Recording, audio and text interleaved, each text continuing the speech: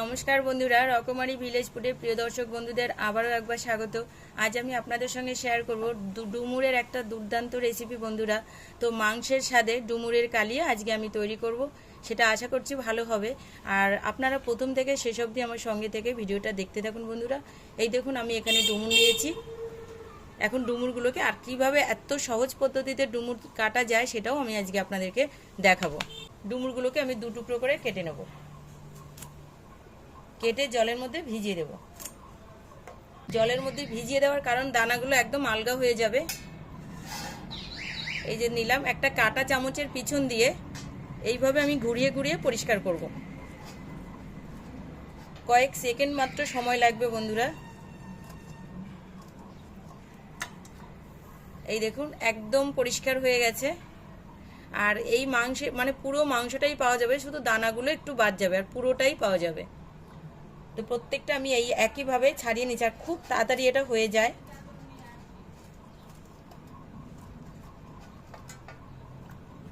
এই দেখুন, আর দেওয়ার সঙ্গে সঙ্গে জলে কিছুই থাকবে না, এই যে দানাগুলো এইভাবে ছাড়িয়ে যাবে। তো বন্ধুরা, ডুমুর আরেকভাবেও কাটা যায়, এইভাবে সাইড থেকে নিয়ে নিয়ে আমি সাইড থেকে এইভাবে নেব। কিন্তু আমার সাইড থেকে নিলে মনে হয় একটু দানা থেকে যায়, আর রান্না করার সময় খিচখিচ করে, যার জন্য আমি যদি পুরো এইভাবেই কেটে নিই তাহলে আমি দানাগুলো ওইভাবে চামচ দিয়ে ফেললে এই যে আমি পুরোটাই পেয়ে যাব। এই যে এইভাবে করলে আমি পুরোটাই পেয়ে যাবো, এর মধ্যে আর কিছুই থাকবে না, এই যে শুধু দানাটাই ফেলানো যাবে।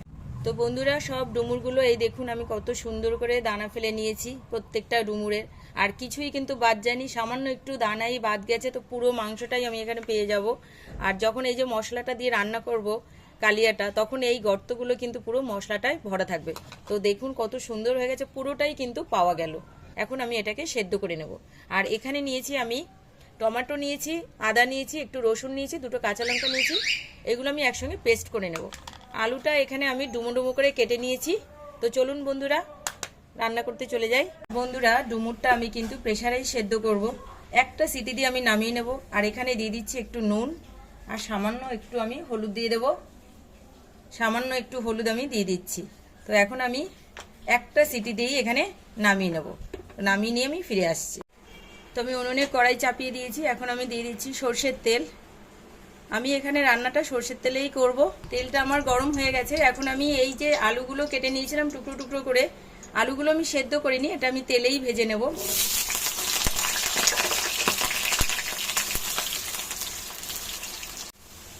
তো আলুটা এরকম আমার লাল লাল করে আমি ভেজে নিয়েছি, এখন আমি নামিয়ে নিচ্ছি। হ্যাঁ, ডুমুরটাও আমি একইভাবে একটু ভেজে নেব।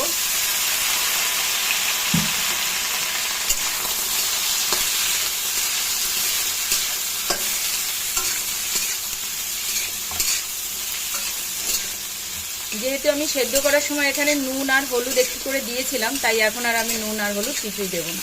তো বন্ধুরা, এই ডুমুর গাছ কিন্তু রাস্তার পাশে জঙ্গলে প্রচুর দেখা যায়, আর প্রচুর ডুমুরও হয়। তো এই সাধারণ জায়গায় সাধারণভাবে হয় বলেই কিন্তু তা নয়, এর যে গুণ এটা অপরিসীম, এটা ভাবা যায় না যে এত গুণ, এত প্রোটিন। তো আমরা একটু কষ্ট করে হলেও কিন্তু এটা দারুণ সুস্বাদু হয় খেতে, আমরা খেতে পারি এইটুকু কষ্ট করলেই। তো দেখলেন তো আমি কত ইজি এগুলো কেটে নিলাম।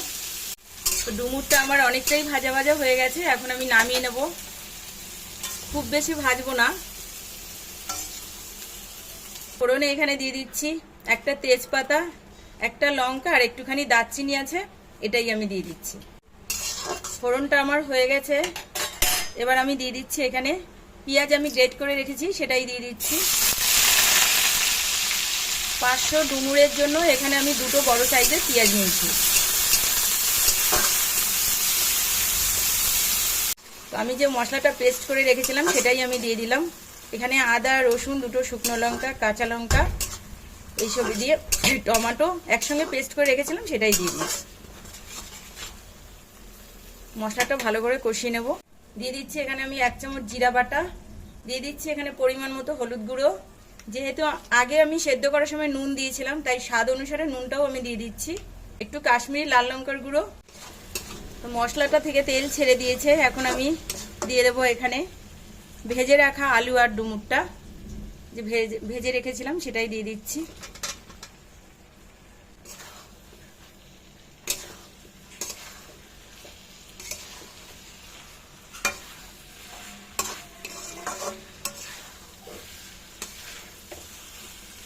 আমি এখানে একটু গরম মশলা বেটে নেবো। তার জন্য আমি এখানে নিয়েছি 2 টুকরো দারচিনি, একটু এলাচ আর কয়েকটা লবঙ্গ, একটু মৌরি। এটাই আমি এখন শিলে বেটে নেব। আমি যে গরম মশলাটা বেটে রেখেছিলাম সেটাই এখন দিয়ে দিচ্ছি। এখানে সামান্য একটু চিনি, 1/2 চামচের মতো। কালারটা একবার দেখুন জাস্ট কত সুন্দর হয়েছে। এবার আমি দিয়ে দেবো এখানে কিছুটা জল। এটা মাখামাখাই হবে। এখানে আমি জলটা গরম করেই রেখেছি, উষ্ণ গরম জল।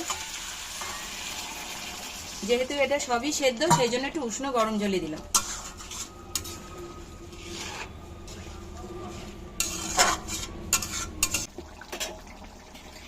এখন আমি এখানে কিছুটা ঘি দিয়ে দেবো, 2 চামচ ঘি দিয়ে দিচ্ছি। দেখুন বন্ধুরা, মনে হচ্ছে তো যে ডুমুরের স্বাদে চিকেন রান্না। দেখুন একবার কত সুন্দর হয়েছে। তাহলে মাংসের সাথে ডুমুর রান্না এইভাবে করে একবার খেয়ে দেখবেন। তো বন্ধুরা দেখুন জাস্ট অসাধারণ। তো মাংসের সাথে ডুমুরের কালিয়া আমার একদম তৈরি। এখন আমি নামিয়ে নিচ্ছি। তো বন্ধুরা এই ছিল আমার আজকে মাংসের সাথে ডুমুরের কালিয়া। যদি ভালো লাগে রেসিপিটি অবশ্যই অনুরোধ রইল চ্যানেলটিকে সাবস্ক্রাইব করে আমার পাশে থাকবেন, লাইক কমেন্ট শেয়ার করবেন। তো পরবর্তী ভিডিওতে আবার দেখা হবে। তো সে পর্যন্ত আপনারা ভালো থাকবেন, সুস্থ থাকবেন। টাটা।